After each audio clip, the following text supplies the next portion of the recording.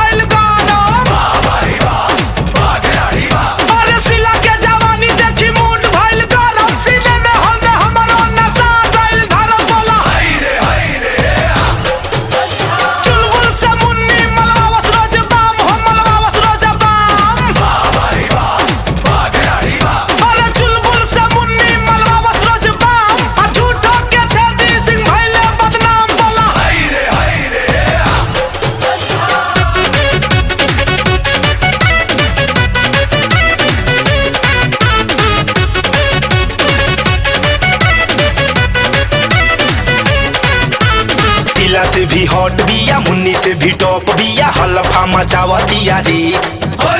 पातारी कमरिया से मुस्की चवनिया से सबके मुआवतिया रे। ए सिला से भी हॉट बिया, मुन्नी से भी टॉप बिया, हलफा मचावतिया रे। पातारी कमरिया से मुस्की चवनिया से सबके मुआवतिया रे। पेंधी के चोली टाइट कराई लगे राइट, देखा के लला चावतिया रे।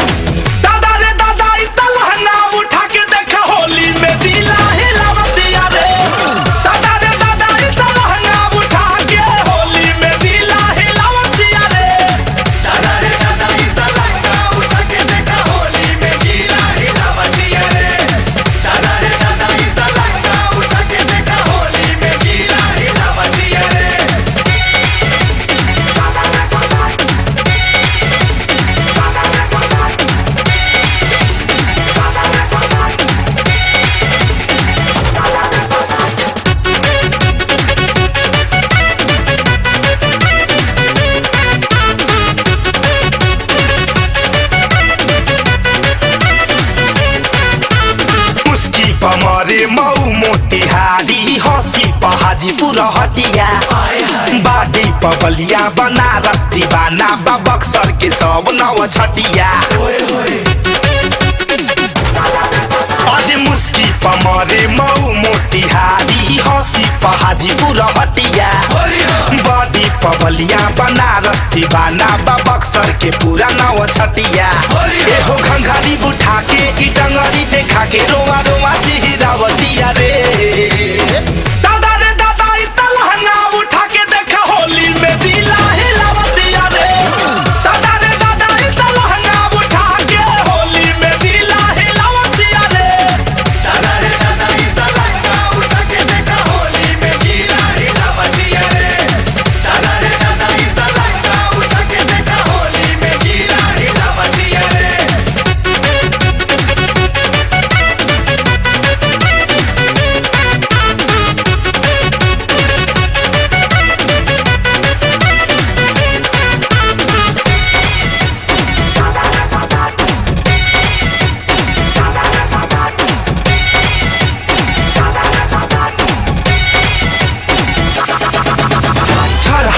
बदनिया से पतरी कमरिया से बिजली गिरावे ले हो आगे पीछे झटका मारे ले छौड़ी ई घायल बनावे ले हो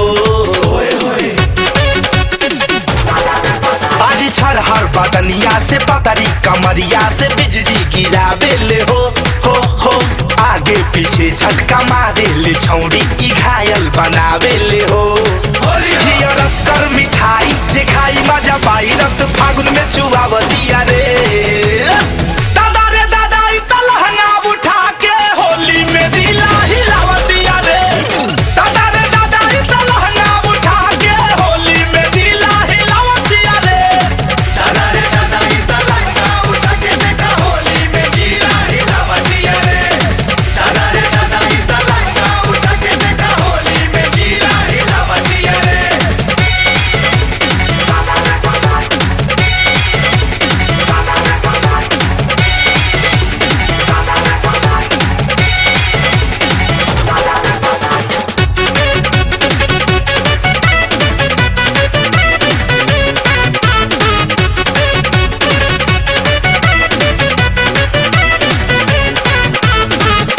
फसावे के जाने तरीका ई मेकअप में रहेले हो होली में चोली टाइट क के चले पार्टी मलगर खोजे ले हो ये हो कह की फसावे के जाने तरीका ई मेकअप में रहेले हो होली में चोली टाइट क के चले पार्टी मलगर खोजे ले हो जे नमरी लुटा